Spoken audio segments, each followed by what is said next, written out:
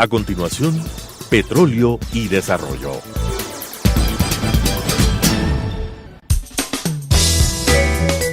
Clasificación B, bajo supervisión de un adulto.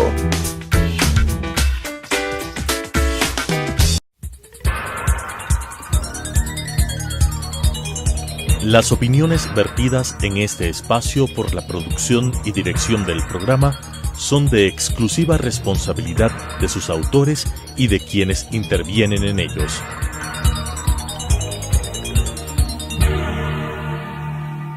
Telesucesos Canal 29 UHF presenta Petróleo y Desarrollo, conducido por Henry Llanes, especialista en temas hidrocarburíferos y en los ámbitos de la política, la legislación, la contratación y la política económica. Petróleo y Desarrollo. Saludos cordiales, amigas y amigos. Estamos en un nuevo programa de Petróleo y Desarrollo y hemos invitado para este programa al doctor Diego Neira, quien viene realizando seguimiento a las plataformas de Uber y Cabify, que son plataformas que prestan servicios de movilidad en la ciudad de Quito. El tema tiene relación también con los hidrocarburos, porque todos sabemos que todo lo que es transporte urbano, privado, público, el taxismo, los buses, son vehículos que se mueven con los derivados de los hidrocarburos, lubricantes y gasolinas extra y super. De manera que, pero en la ciudad de Quito, en ciudades grandes, como el caso de Guayaquil, Quito, Cuenca, Quevedo, Manta, Esmeraldas, Santo Domingo, viene siendo muy fuerte el tema de la congestión vehicular, el tema de la contaminación por el ruido, por el smog.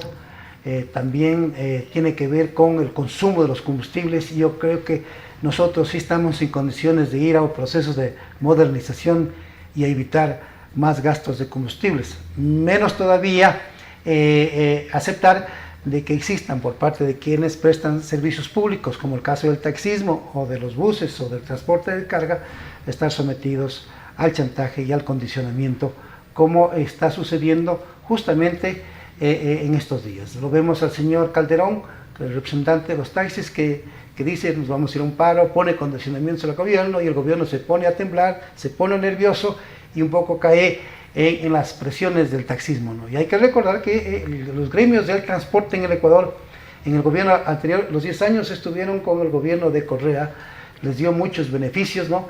Y para ellos no debe ser el subsidio. El subsidio es para los más necesitados, para los más pobres, para la gente que tiene bajos ingresos, que está en el desempleo, que está en el subempleo. Para ellos debe ir focalizado el subsidio, no para quienes tienen comodidades muy solventes, como el caso del taxismo, porque si no fueran actividades económicas rentables, ellos no estuvieran en el taxismo. Como le dicen en las redes sociales, si no es negocio el taxismo, entonces retírese de esa actividad. Ya. Pero hay gente que está metida en transporte de los buses y del taxi, que no tienen una solemnidad. Hay empresarios de gente en cooperativas de buses, ¿no? Hay empresarios en las cooperativas de taxis, ¿no? Entonces es un negocio rentable. De manera que la ciudad de Quito no puede estar bajo el chantaje y el condicionamiento de ninguno de ellos, ¿no? Menos del taxismo. Si el taxismo no quiere trabajar, que no trabaje nomás, ¿no? Entonces para ello hemos invitado como digo, al doctor Diego Neira, quien conoce, quien ha estudiado estas plataformas. Estimado doctor, estimado Diego, bienvenido a este programa. Muchas gracias. Un gusto que esté con nosotros. Muchas gracias, Henry. Para mí un honor. Para nuestra empresa, la consultora Neser, definitivamente es un placer, desde el punto de vista de que tenemos la posibilidad cierta de hacer extensivo a la ciudadanía de Quito, al país, y a través de las plataformas a nivel mundial, que consideramos es un aporte para la ciudadanía y para el país. Correcto. Antes de entrar a la materia, le voy a pedir a producción que difundamos un video que no dura más de un minuto, y donde, para tener una idea de la forma como se mueve este servicio del taxismo en la ciudad de Quito, y que algo tenemos que hacer para que esta situación mejore en nuestra ciudad y sobre todo en beneficio de los usuarios. Veamos un video que es muy corto. En la ciudad de Quito, más de 15.000 taxis se encuentran regulados por la Agencia Metropolitana de Tránsito para prestar el servicio de transporte público con todos los beneficios que el Estado y la ley les ofrece. Esta modalidad tradicional operada en el país ha creado incluso fuerzas políticas y conglomerados sociales de fuerte impacto. Sin embargo, son hace pocos años que se han implementado en el país propuestas que van a la par de la innovación tecnológica. Uber y Cabify son dos plataformas digitales que operan en Quito y Guayaquil, las ciudades más importantes del Ecuador, cambiando la modalidad típica del taxismo convencional. Modalidad de transporte que trae consecuencias positivas y negativas, beneficios, oportunidades, riesgos, cambios, reformas que están generando conmoción social y por supuesto debate. Aquí te presentamos una propuesta diferente. Muy bien, ahí tenemos una cierta imagen, un video de lo que sucede en la ciudad de Quito. A futuro se puede hacer un trabajo más amplio cubriendo toda la ciudad, pero eso ya veremos qué se puede hacer a futuro. Querido Diego, dígale a la audiencia, ¿qué significan estas plataformas de Uber y de Cabify que ya están funcionando, entiendo, en Quito y en Guayaquil, que según datos que yo tengo, vienen desde el año ya 2017, ¿no? Sé que en Europa, en Estados Unidos, esto ya es un servicio común y corriente hacia los clientes. ¿Qué es esto de Uber y de la otra plataforma? ¿Y cuál es el beneficio de hacer uso de estos servicios? Bien, recordemos en principio que Uber y Cabify son dos plataformas que no tienen su asiento en la ciudad de Quito ni en el país en general. Son plataformas que en el caso de Uber tiene en la vecina nación colombiana.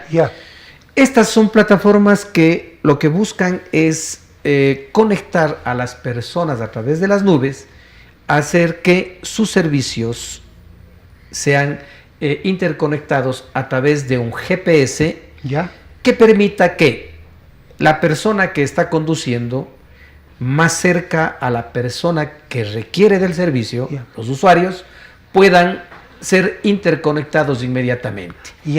Los usuarios dicen que son emprendedores, que son profesionales, gente de clase media, son gente que tiene un vehículo, pero no quiere salir con su vehículo propio, sino dice, yo quiero más bien un servicio de esta naturaleza con el que me siento bien. Entonces me parece que ese es el público objetivo, ese es el target de estas plataformas. Bueno, a decir de Uber y de Cabify, este sistema es un sistema incluyente.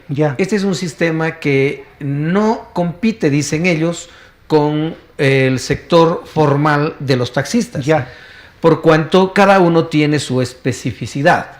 Esta comunidad, que ya no es una prestación de servicios per se, o como las que normalmente se les conoce, esta prestación de servicios hace que se personalice en los miembros de la comunidad y hagan que entre sus miembros inclusive se autoevalúen. Eso hace que esta comunidad, Uber y Cabify, haga que esta prestación de servicios se vuelva un poco asexuada. Ni de aquí ni de allá. Un poco utilizando los términos de la religión, como que quedaría en el limbo. Porque no es no hay una empresa, una oficina, por ejemplo. No hay, ni tampoco se puede establecer si es que es un servicio público, si es transportación pública o si es una comunidad simplemente en la cual están participando personas. ¿Estas plataformas tienen RUT? ¿Pagan impuestos? Bueno, sí, ellos tienen, lamentablemente, y esa es el kit del problema, y que está en manos de los asambleístas y del gobierno nacional, poder regular esto. Todavía no hay ley. Porque no existe. No existe ley. Como decía, son ni de aquí ni de allá. No se sabe cuál es su relación jurídica con las... ellos tienen un sistema de RUC por servicios de tecnología. Eso es lo que ellos disponen. Correcto. Mas no se paga de acuerdo al número. Por eso es de prestación de servicios de carreras, por así decirlo. Correcto. Por eso es que los taxistas siempre están en esta disyuntiva. Somos los legales los que pagamos. Exacto. Y los otros los que están prestando Ellos servicios. cuestionan que prestan un servicio sin regulación, sin control, que no tienen ley que los regule, dicen ellos, ¿no? La pregunta es, ¿en verdad sucede eso? Y así lo estamos ya captando por la información. Pero en España, en Europa, en Estados Unidos, ¿estas plataformas se mueven mediante regulación, mediante control? Bueno, yo sí quisiera hacer más bien un parámetro, un gran paraguas del tema como que nos permita conocerle de mejor manera. Un poco más dinámico, sin demorarnos más dinámico. Sí, sin demorarnos mucho. Tenemos 3 esferas. Ya. Una es estrictamente tecnológica. Ya, eso está clarísimo ya. 2 es puntualmente lo legal, Ya. que es lo que también hay que conocer. Ya. Y lo otro, lo político. Ya. No hay que dejar de lado el aspecto político organizativo. Ya. Vamos desde la primera parte. 1. Esta plataforma que tiene características estrictamente tecnológicas, ¿no?, ha permitido y permite que personas que quieran prestar este servicio lo hagan a través de la nube, a través de la petición en vía satelital. Correcto. Yo lo que quiero preguntar allí es, querido Diego, al hacer estas plataformas dan un mejor servicio que el taxi convencional. ¿La tarifa es igual, es superior o es inferior de lo que cobra el taxismo convencional? ¿Sí o no, mi querido Diego? Ya, al ser esta una posición georreferencial, hace que los costos necesariamente sean más bajos. Razones. Correcto. 1, porque estamos cobrando por kilómetro, ¿no? Estas 2 plataformas cobran por kilómetro de recorrido y por tiempo establecido. Como son georreferenciales, desde el momento en que se toma al usuario hasta su destino. Además, el chofer, el que esté frente a esta unidad y que vaya a tomar un usuario, va a ser el que más cerca esté. Eso economiza, y como decía usted, Henry, al inicio, el recorrido, un desgaste de los derivados del petróleo, la gasolina, el aceite, en fin, porque se va exclusivamente a la prestación de servicios. Sí, yo lo que he dicho eso porque yo veo que hoy en la ciudad de Quito, que es una ciudad no tan amplia, ¿no?, con grandes avenidas, como sucede en Buenos Aires o en Washington o en Nueva York o en Berlín, qué sé yo, o en Madrid, sino que Quito no tiene ese tipo de infraestructura, ¿no es cierto?, vial. Entonces, sucede que a partir de las 9 de la mañana hasta las 3 de la tarde, los taxis circulan en la ciudad de Quito prácticamente vacíos. Así es. Y como no hay control del tránsito en Quito, bloquean frente a los centros comerciales, frente a los malls, bloquean, ahí están. Como no hay autoridad de tránsito que eso controle, entonces ellos bloquean el tráfico. Entonces eso genera 3 cosas. Lo uno, genera congestión, porque no hay quien los mueva, ¿no? Así es. Lo segundo, eso genera contaminación, porque están allí emanando gases, ¿no?, y ruido. Así es. Y tercero, gasto de combustibles, y ahora dicen los señores del taxismo que quiere que el gobierno les dé un combustible subsidiado. Y ellos lo están gastando ahí estacionados, circulando en la ciudad y no tienen pasajero. Entonces, por ejemplo, ya en los taxis convencionales, donde vivo, yo tengo 2 cooperativas, ¿no?, que tienen nuestros teléfonos, ¿no?, nos conocen a nosotros, ¿no? Entonces yo llamo a la cooperativa, le digo, señorita, envíenme un taxi a mi casa. Entonces yo les he dicho a ellos, ¿por qué no trabajan las 8 o 10 horas de esta manera y no están congestionando y no están gastando combustible, ¿no?, un combustible que es subsidiado? Entonces ellos dicen que, claro, el cliente lo tienen asegurado desde 6 de la mañana hasta las 8, 8 y media, ¿no? Y después ya no lo tienen, y lo mismo en la tarde, ¿no? Entonces, un poco ahí habría que... Entonces, en cambio, este servicio sí es diferente, ¿no? Claro. Que podría ser esa la alternativa para mejorar la movilidad en Quito, ¿no? Yo creo que pasaríamos al segundo aspecto, que sería la cuestión estrictamente jurídica, ¿no? ¿Cuándo es un servicio público? ¿Cuándo es un transporte público? Por definición, ni el mismo taxismo es considerado como transporte público.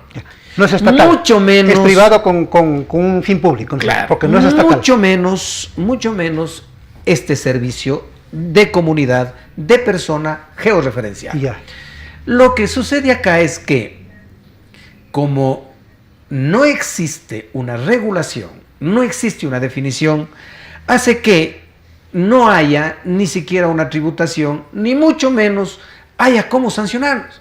Por eso es que es admirable que existan más de 850 sanciones y dentro de ellas, básicamente, de acuerdo a lo que establece el artículo 386 del COIP, sí, considerarle como una contravención de primera clase, quitándoles puntos, estableciendo dos salarios mínimos por multa. En fin, cuando las autoridades no están en condiciones, porque la ley lamentablemente no está a tono, está desfasada. Correcto. Y lo tercero. Lo tercero, para ir a dos cosas. Lo tercero, el aspecto es estrictamente político-organizativo. Ya.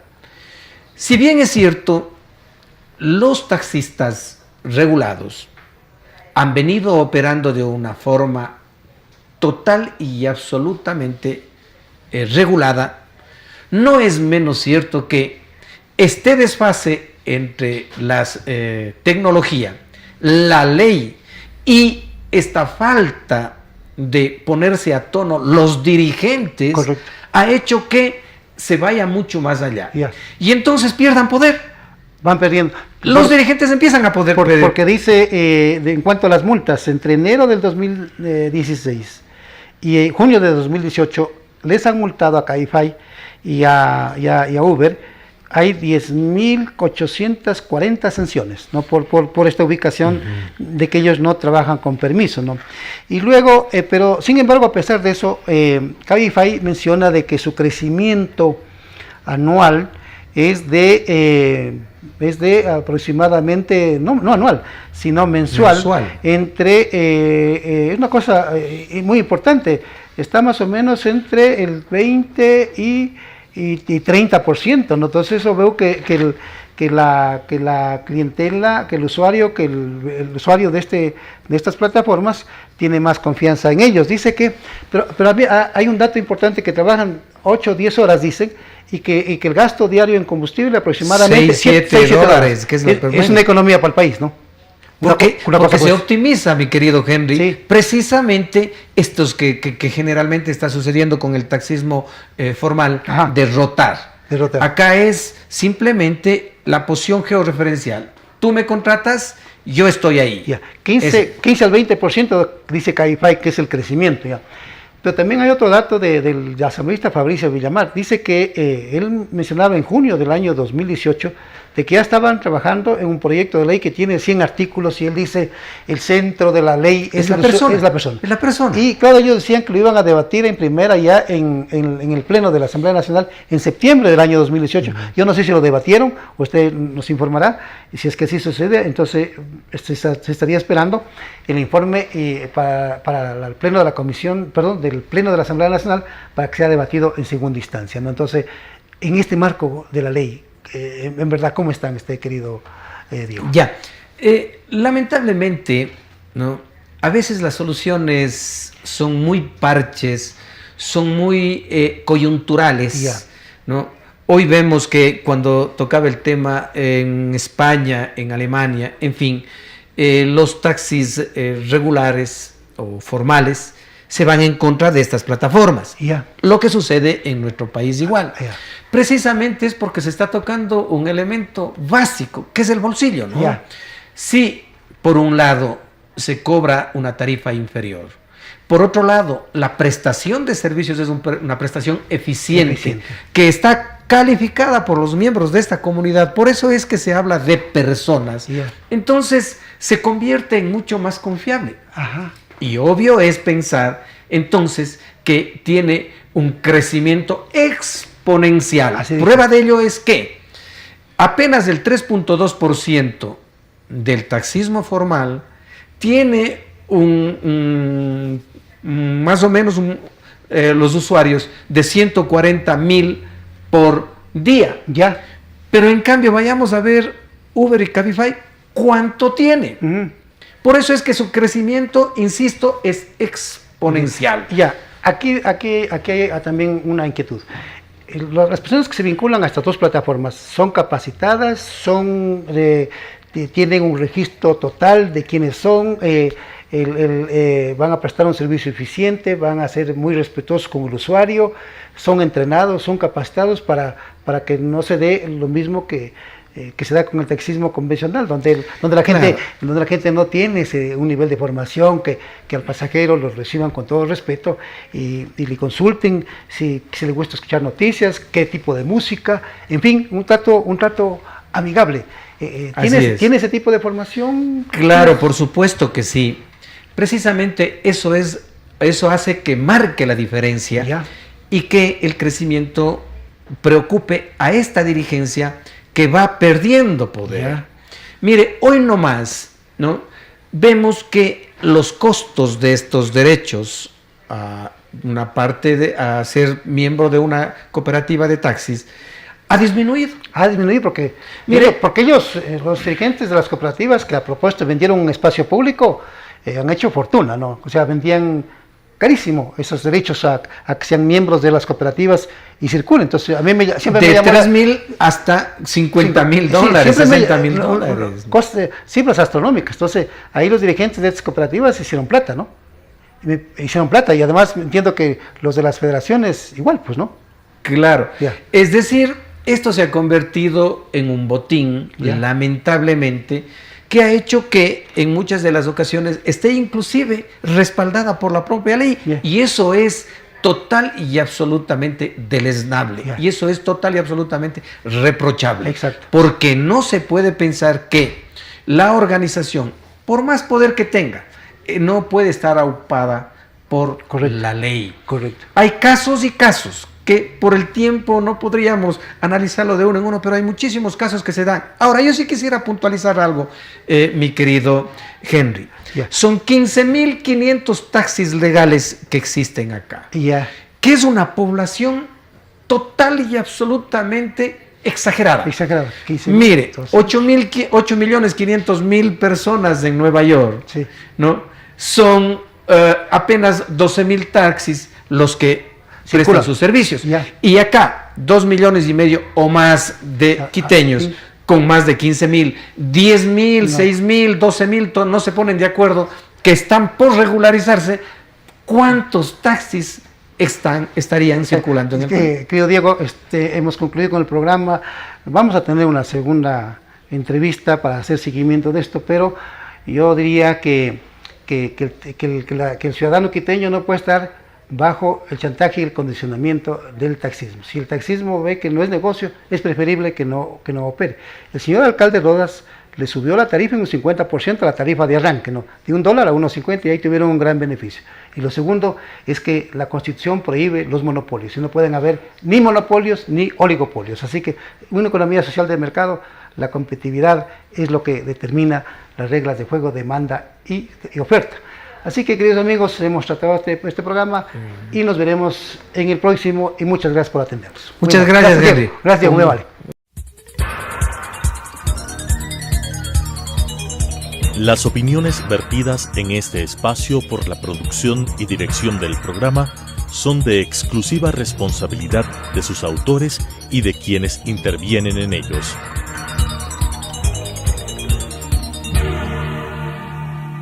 Telesucesos Canal 29 UHF presentó Petróleo y Desarrollo, conducido por Henry Llanes, especialista en temas hidrocarburíferos y en los ámbitos de la política, la legislación, la contratación y la política económica. Petróleo y Desarrollo.